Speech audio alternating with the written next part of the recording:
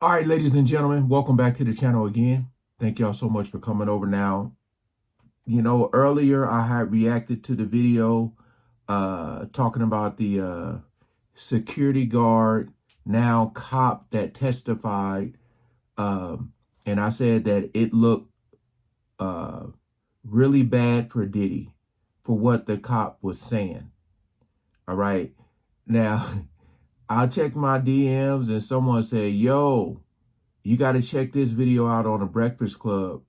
It says Diddy trial, why the Cassie video is so important as evidence. This is another video with, what's her name? Lauren. Again, I cannot show it. It'll just be the audio. But yeah, I was told to check this video out because I believe that she's there too. At or in the courtroom. I know the last time she was like she showed up late or something like that, so she couldn't get in. But let's see what this is about.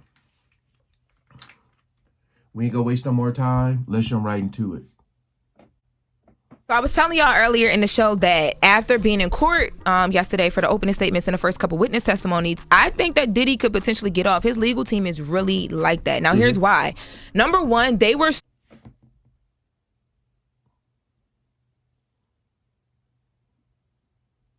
She said he could potentially get off. After what I heard, what the cop testified? Hold on. So good about changing the narrative around this Cassie video. Number two, they painted a good picture of Diddy being the aggressor, but an aggressor in an already aggressive situation. When it came to like the victim that is saying that he put his hands on her. So let's talk about the CNN video, the Cassie beating video.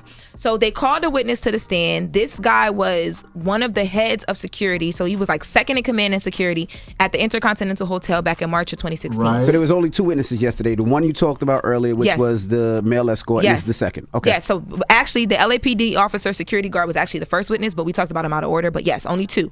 So this guy was working at the Intercontinental Hotel. He's a security guy who actually responded when Cassie got on the phone in the lobby outside of the elevators and called for help. The hallway, yep. The hallway, right? So he said he got on the stand and the prosecutors are talking to him first. So this is the other side. So they're like asking him to run down what happened. So he said he got a report of a woman in distress on the 6th floor.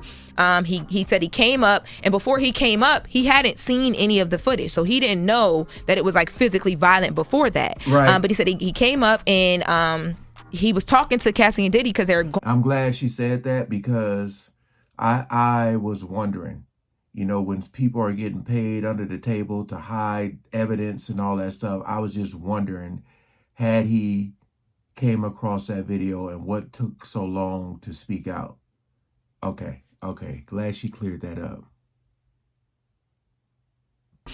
He said he came up, and before he came up, he hadn't seen any of the footage. So he didn't know that it was like physically violent before that. But he said he came up and he was talking to Cassie and Diddy because they're going back and forth, and he's like, yo, y'all got to take this into y'all room. Y'all can't be out here doing all this. So he said as he was trying to get them back in the room, Cassie kept saying, I want to leave, I want to leave, I want to leave. And allegedly, Diddy was like, no, she's not going anywhere. So he said he had to step in. This is what he's telling prosecutors. He had to step in and be like, well, if she wants to leave, we're going to allow her to get her things and leave, and I'll walk y'all to the room to do it. So he says he walks them to the room, and when he gets to the room, he's able to see inside, and there's a man in dark clothing sitting on the bed, which is important, right? And I'm gonna tell y'all why. Because Cassie is alleging that the video that we saw was her trying to get away from one of those freak off situations that she did not want to be a part of. And because she didn't want to be a part of, everything we saw in that video was what happened. Now Diddy's team is saying, so that's why the video matters to the court.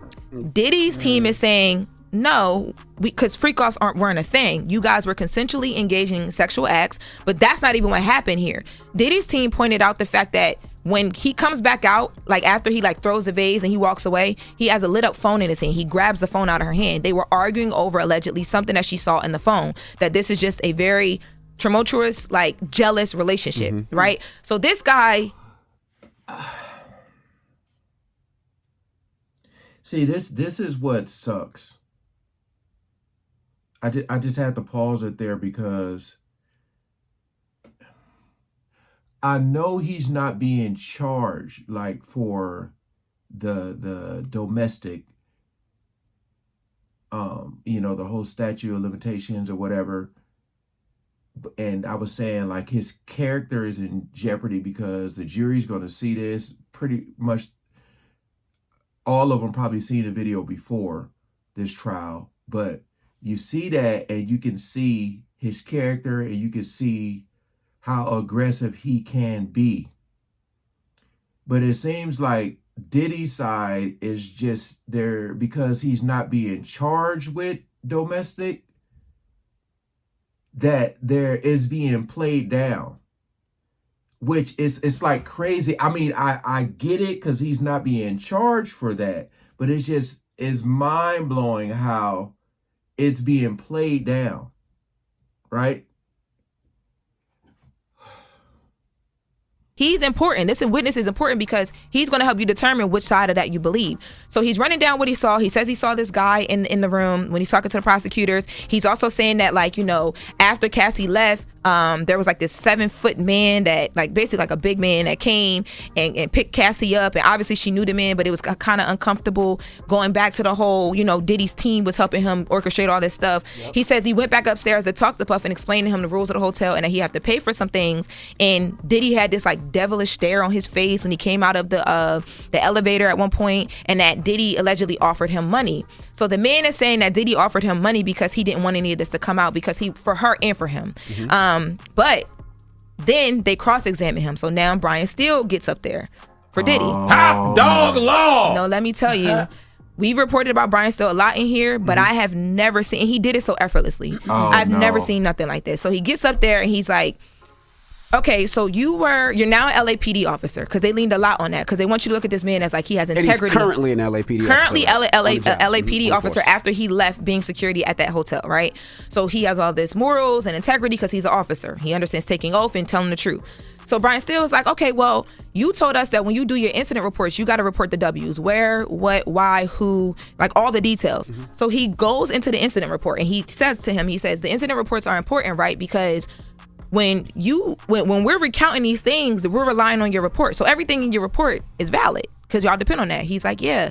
So he instantly starts getting him. He's like, okay, so you mentioned something about Cassie having a purple eye when you got off of the elevator. Why wasn't that in your incident report? The man said, well, I didn't think that was significant to put in. Brian Steele said, so you thought it was significant today? Oh, no. Like, because, you know, I heard the one side and they were saying, like, you know, he put this stuff in his incident report, but now they're breaking it down, and so it's things he didn't put. Oh my goodness, man. That's why I said I need to follow this like every day. Oh no. Hey, but it wasn't significant 9 years ago. So then he said, wasn't that in your incident report? The man said, well, I didn't think that was significant to put in. Brian Steele said, so you thought it was significant today, but it wasn't significant 9 years ago? So then he says, you said that you saw a man inside of their hotel room.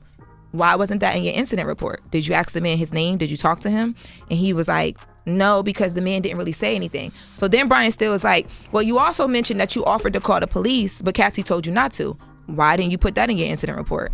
And he was like, because I didn't think it was important to, like, you know what I mean? She said, don't call the cops. The obvious answer to all of that is because he was trying to cover up for Diddy. So no. But like, listen. Yeah, so that's the obvious answer for all of that. I'm about to keep going. Listen. So he's like, no, because I didn't think that was important, blah, blah, blah. So he's like, so when you say that you saw this man inside of the hotel room, right? Can you talk to us about like how the hotel room was set up? Because the point he was trying to get to, but they backed up off of it, was Diddy would have been in a presidential suite or a larger hotel room where if you're standing in the doorway, you're not seeing someone sitting on a bed. You're not seeing a person, and you didn't even put that in your report. So he's like, that makes no sense whatsoever. And then the prosecution had already played the video in full, and then they played these videos he recorded on his phone. And they asked him, well, why would you record videos on your phone? And he's like, Because if I had told my wife that this just happened, because I knew who Puff was, but I didn't know who Cassie was, she wouldn't have believed me. That blows, even if he was just trying to cover up for Diddy, that now makes him look like you were so fanned out at this point. We can't trust either side. We can't trust you in defense of Diddy. He sent the video to his wife? He sent the 2 videos to his wife, and in the video you hear him laughing like, look how shiny my shoes are. Like, he's not taking it serious at all.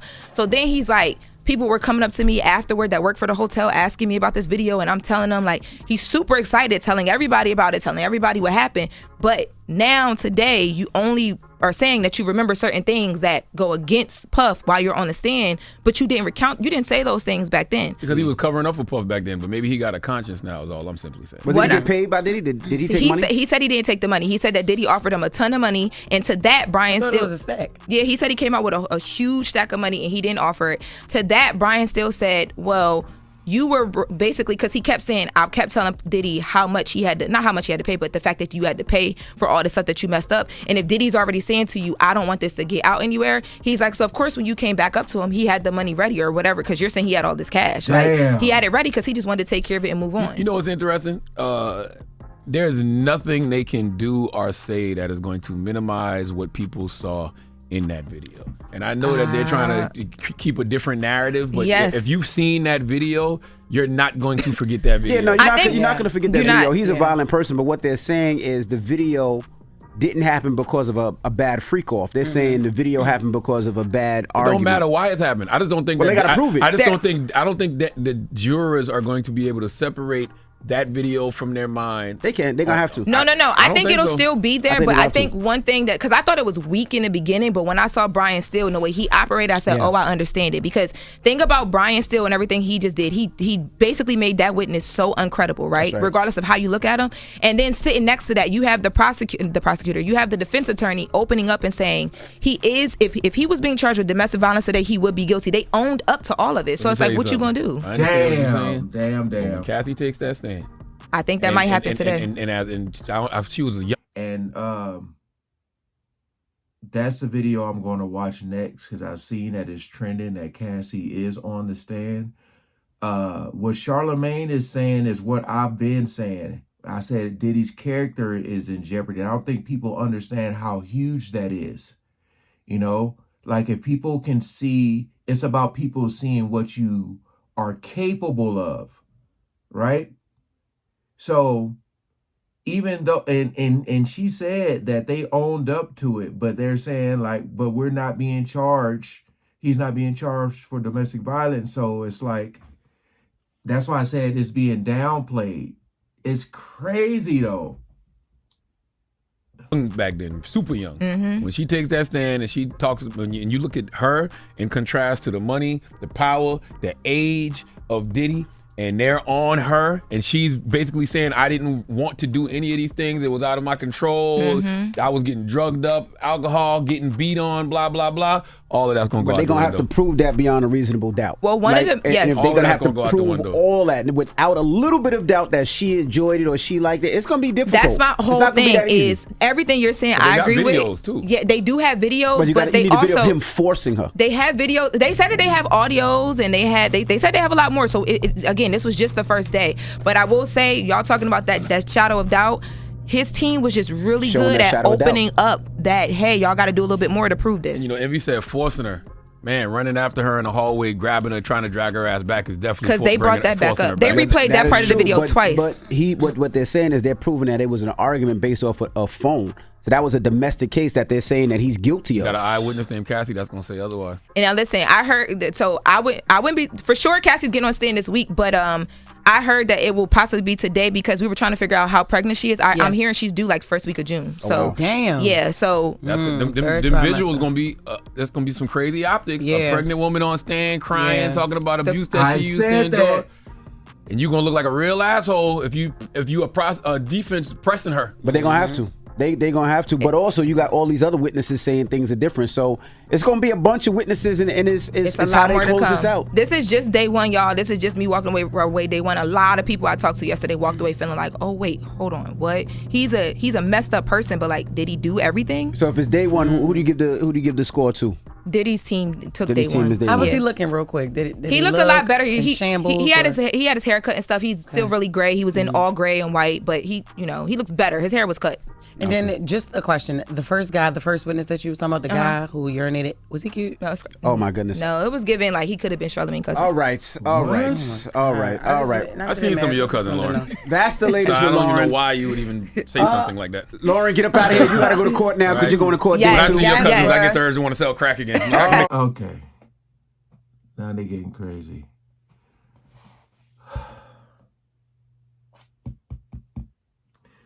All right, so look. She's saying that she thinks that Diddy's side got the win for day one. You know, because I only reacted to the one half of it, and I thought it was very damaging for Diddy. But now, if you got this guy who's like laughing as he's recording and he's not taking it serious, that is not a good look at all. So my whole thing is if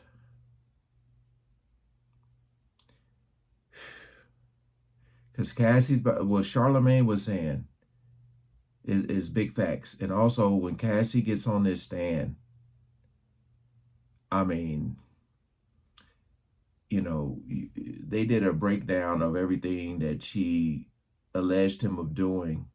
And then he paid that money. And then he apologized. You know?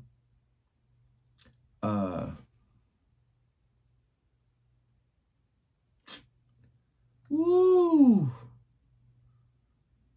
There's another video there. Oh, okay.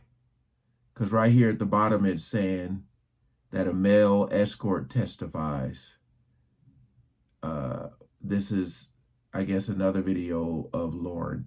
I'm going to try to react to it, but I don't know if it's going to be too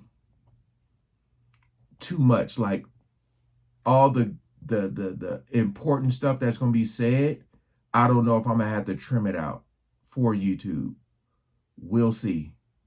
But again, appreciate you guys coming over and watching. Please like, share, and comment below. Peace out.